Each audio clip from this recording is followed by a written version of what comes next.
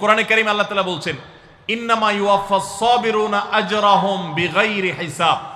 আল্লাহ বিনিময় দেওয়ার ক্ষেত্রে, সওয়াব দেওয়ার ক্ষেত্রে দুনিয়াতে যারা সবরকারী হবে, যারা ধৈর্যশীল হবে, যারা সহিষ্ণু হবে, যারা নিজেকে নিয়ন্ত্রণ করতে পারবে, এই সবরকারীদেরকে আল্লাহ তাআলা হিসেব ছাড়া দিবেন। তাদেরকে সওয়াব দিবেন হিসেব ছাড়া। তাহলে আপনি যখন আপনার কর্মস্থলে থাকবেন, আপনাকে ধৈর্য ধারণ করতে হবে। আপনি যখন পাবলিক পরিবহনে উঠবেন, আপনার মাথা ঠান্ডা রাখতে হবে। আপনি যখন আপনার বাসা বাড়িতে থাকবেন, আপনার মাথা ঠান্ডা থাকতে হবে।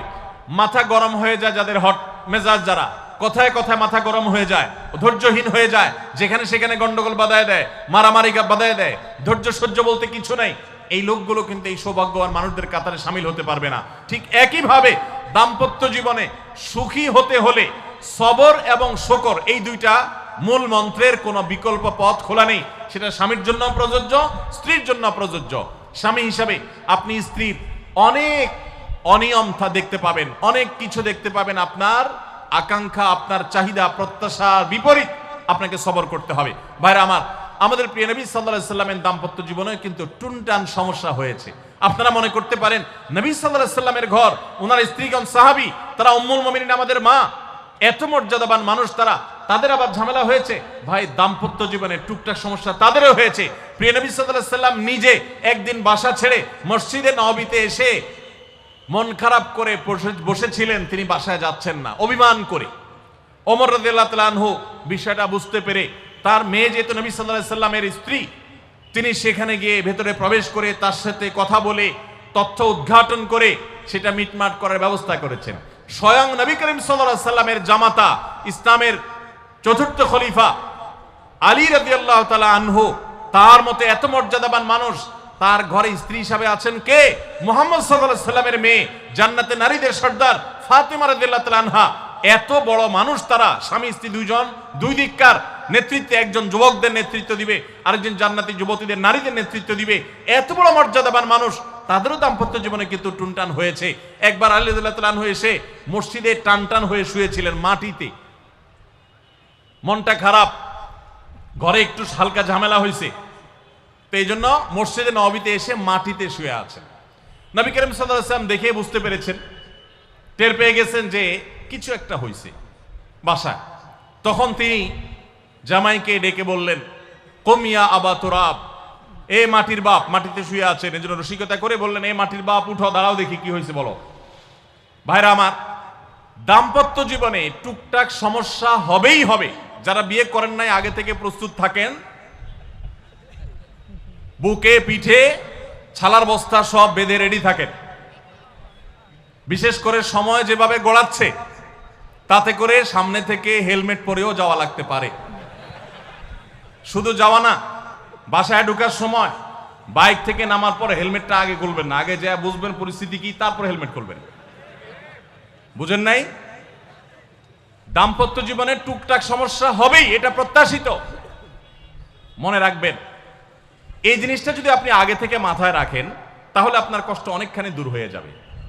আমরা অনেকে আকাশ থেকে নেমে পড়ি, কি বলে, এত বড় সাহস, এই কথা বলতে পারে কেন? ভাই আশ্চর্য হচ্ছেন কেন? এর চেয়ে বেশি কথা বলতে পারে, মাথা বাড়ি মারছে, আরে ভাই ছুরি মারে নাই যে শুকর আদায় করে। বুঝেন নাই কথা? একই কথা বোনদের জন্য প্রযোজ্য। আমার মা বোন যারা শুনছেন তাদেরকেও বলছি, আপনার স্বামীর একটা কথা শুনে আপনি আকাশ থেকে নেমে পড়ছেন, আকাশ ভেঙে পড়ছে মাথার উপরে, কি এটা বললো সে, আপনি ডিপ্রেসড হয়ে যাচ্ছেন। আরে বোন, ডিপ্রেসড হচ্ছেন কেন? এটা কেন? আরো শক্ত কথা আপনাকে বলতে পারে, এটা আপনি মাথায় রাখেন। কারণ দিন শেষে তিনি মানুষ, তার ভুল হতে পারে, একটা সময় তিনি তার ভুল বুঝতে পারেন। দাম্পত্য জীবনে যদি স্বামী স্ত্রী উভয়ে যদি ধৈর্যশীল না হয়, সবরকারী না হয়, হুটহাট রিয়াকশন করে ফেলে, কখনো দাম্পত্য জীবনে সুখী হওয়া সম্ভব নয়। মনে রাখতে হবে, একসাথে থাকতে গেলে, দুইটা পাতিল একসাথে থাকতে গেলে টুনটান লাগে না, বাধে হয় না? আপনার কাছে যদি কেউ এসে গাল গল্প দেয়, দেখবেন অনেকে গাল গল্প দেয়। গাল গল্প দেওয়া লোক আছে না নাই? ভাই 30 বছর সংসার করেছি, জীবনে আমাদের একটা কথা হয়নি, ডাহা মিথ্যুক। এ লোক ডাহা মিথ্যুক। আপনার 50 বছরের সংসারে কোনো বিষয় হয় না। হ্যাঁ, ঝগড়া করেন না সেটা ভিন্ন বিষয়, কিন্তু ভিন্ন মত হবে না, দ্বিমত তৈরি হবে না, নিজেদের মধ্যে ভুল বোঝাবুঝি তৈরি হবে না, একবারও হবে না জীবনে, অসম্ভব। মুহাম্মদ সাল্লাল্লাহু আলাইহি সাল্লামের ঘরে যদি হয়ে থাকে, আলী রাদিয়াল্লাহু তাআলা ফ্যামিলিতে যদি হয়ে থাকে, সাহাবীদের ঘরে ঘরে যদি হয়ে থাকে, আপনি কে? মনে রাখবেন, এই সমস্ত ডাহা মিথ্যা কথা শুনে আপনি চিন্তা করেন, হায় হায় রে, তাহলে আমার বউটা এত ডাইনি। আর মহিলা চিন্তা করে, আমি স্বামীটা এত অমানুষ, কত বড় ডাকাত। দেখো তার স্বামী স্ত্রী জীবনে কোনো কথা হয় না, আর আমার স্বামী ডেইলি একবার মা বাপ তুলে না গালি গালাজ করলে তার বাটের পেটে ব্যথা জমে না। এই সমস্যাগুলো আছে না নাই? ভাইরা আমার, সবর করার জন্য, সবর করা সহজ হবে আগে থেকে যদি প্রস্তুত থাকেন যে এই সমস্যা হবে। আশরাফ আলী থানভী রাহমাতুল্লাহর নাম শুনছেন আপনারা? ভারত মহাদেশের এমন একজন আলেম ছিলেন, খুব বিচক্ষণ মানুষ ছিলেন, অনেক বিদগ্ধ মানুষ ছিলেন, অনেক বড় আল্লাহওয়ালা ছিলেন, নেককার মানুষ ছিলেন। তো থানভী রাহমাতুল্লাহর কাছে এক লোক এসে বলল, হুজুর, আমার বাসায় যখনই যাই দরজাটা খুলতে দেরি, আমার মাথার উপরে আকাশ ভেঙে পড়তে দেরি নাই। যেটাই করি, বাজার করে এনে তার হাতে দিলেও রাগ, রাখলেও রাগ, আমার সাথে সারাদিন শুধু ঘেউ ঘেউ করে হুজুর, আর সহ্য করতে পারি না। আমারে কোনো দোয়া দুরুদ আমল শিখাই দেন যে আমার এই বাসার অত্যাচারটা যেন থামে। তো থানভী রাহমাতুল্লাহ বললেন যে, শোনো, তোমার একটা বুদ্ধি শিখাই দেই, দোয়া দুরুদ না। বুদ্ধি হলো, এখন থেকে বাসায় গিয়ে দরজা নক করবা, যে নক করার আগে 1 মিনিটের মোরাকাবা করবা। কি করবা? মোরাকাবা বুঝেন? ধ্যান, ধ্যান। এটা কল্পনার জগতে ডুবে যাবা 1 মিনিটের জন্য, জাস্ট 60 সেকেন্ড। কি ধ্যান করবা? দরজা যায় থামবা, থেমে চোখ বন্ধ করে মাথাটা নিচু করে চিন্তা করবা, আমার ঘরের ভিতরে একটা কুকুর আছে। মানুষ দেখলে কি করবে? ঘেউ ঘেউ করবে। অতএব এটাতে আমার রাগ ভাব তো কিছু নাই, কুকুর কেন ঘেউ ঘেউ করছে এটা জিজ্ঞেস করার তার এক বোকামি। অতএব এটা আমি মাথায় কিছু নেব না, ইগনোর করব।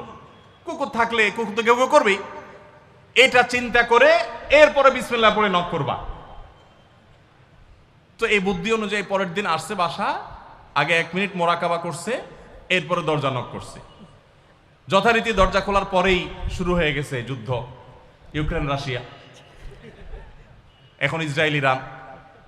যুদ্ধ শুরু হয়ে যাওয়ার পর এই লোক অন্যান্য দিন সেও টুকটাক রিয়াকশন করে, হাতাহাতি, বকাবকি, দুই পক্ষ থেকে টুকটাক হামলা পাল্টা হামলা হইতো। কিন্তু আজকে সেই লোকটা আর হামলা টামলা তার করা দূরের কথা, উল্টা সে মিটমিট করে হাসতেছে, এবং একটা পর্যায়ে আর নিয়ন্ত্রণ করতে না পারে ফিক করে হাসেই দিছে। এবার বউ চিন্তা করতেছে কাহিনী কি? কারণ যারা ঝগড়া করে তাদের সাথে পাল্টা ঝগড়া না করলেও কিন্তু মেজাজ গরম হয়। কদিন আগে শুনছেন না পত্রিকা, যে এক মহিলা স্বামীরে ডিভোর্স দিছে। কেন? কারণ স্বামী ঝগড়া করে না। কদিন আগে পত্রিকা দেখছেন। এই মহিলা যখন দেখছে স্বামী হাইসা দিছে, সে এবার ঝগড়া টগড়া থামায়া বলতেছে, ঠান্ডা মাথা বলছে, কাহিনী কি বলো তো, তুমি হাসতেছো কেন? বল, না না কিছু না কিছু না। সে তো বলবে না। স্বামী মনে করছে হয়তো অন্য কোনো কাহিনী আছে, কোনোভাবে উদ্ধার করতে পারে নাই। পরের দিন আবার সেম কাহিনী, আবারও হেসে দিচ্ছে। মহিলা চিন্তা করছে ব্যাপার কি? বলে, না আজকে তো তোমার একদিন কি আমার একদিন, বলতেই হবে তোমার। কেন তুমি হাসতেছো? আমার ঝগড়ার বিনিময়ে তুমি ঝগড়া না করে হাসতেছো, অপমান করতেছো। আমার ঝগড়ার কোনো দাম নাই? আমি কি কথা বলতেছি না, এগুলো কোনো মূল্য নাই? যখন চেতে যাচ্ছে এবার বলতেছে, শোনো, তুমি যেহেতু জোরই করতেছো, তাইলে আমি বলি, আমি গেছি এক হুজুরের কাছে, হুজুর আমার এই বুদ্ধি শিখাই দিছে, আমি সেই বুদ্ধি অনুযায়ী চিন্তা করি। এখন আমি চোখের সামনে যখন চিন্তা করি যে কুকুর ঘেউ করতেছে, আমার হাসি আসে। ও চিন্তা করে, কি বললা তুমি? তাহলে তুমি এই মনে করো আমারে? এবার থেকে বেচারে ঝগড়া করার আগেই তার থেমে যায়, চিন্তা করে, হায় হায়, আমি ঝগড়া করলে তো সে মনে মনে আমার ওইটা চিন্তা করবে। বুঝতে পারছেন? দাম্পত্য জীবনে একটু বুদ্ধিশুদ্ধি করে না চললে, শুধুমাত্র সোজা হয়ে দোয়া দুরুদ পড়বেন আর সব সোজা হয়ে যাবে শুয়ের মতো, এত সোজা না। একটু বুদ্ধিশুদ্ধি খাটায় চলতে হয় এবং সবর করতে হয়। এই যে ভদ্রলোক যদি সবর না করতেন, তাহলে মারামারি কাটাকাটি করে কখনো সমাধান হয় না। স্বামী স্ত্রী উভয়কেই আমরা এই যে ঘটনা বলেছি, এই ঘটনার মাধ্যমে কাউকে ছোট করার উদ্দেশ্য না, জাস্ট বোঝানোর উদ্দেশ্য। এটা বিপরীত দিক থেকেও হতে পারে যে আমরা সবর করতে হবে দাম্পত্য জীবনে। তাহলে আগে থেকে যদি এই ঘটনা বলার উদ্দেশ্য হলো যে এই ভদ্রলোক আগে থেকে যখন অপেক্ষা করছেন যে হ্যাঁ অনাকাঙ্ক্ষিত কিছু হতেই পারে, তখন এটার জন্য প্রস্তুত থাকার কারণে আর তার ঝামেলা বাড়ে নাই, বরং কমছে। এখন আপনি যদি আগে থেকে প্রস্তুত থাকেন, দাম্পত্য জীবন টুকটাক সমস্যা হবেই, দুই ঘরে দুইজন মানুষ একসাথে হয়েছি, বহু কিছুতে গরমিল হবে। অতএব আমরা সবর করব, ধৈর্য ধারণ করব।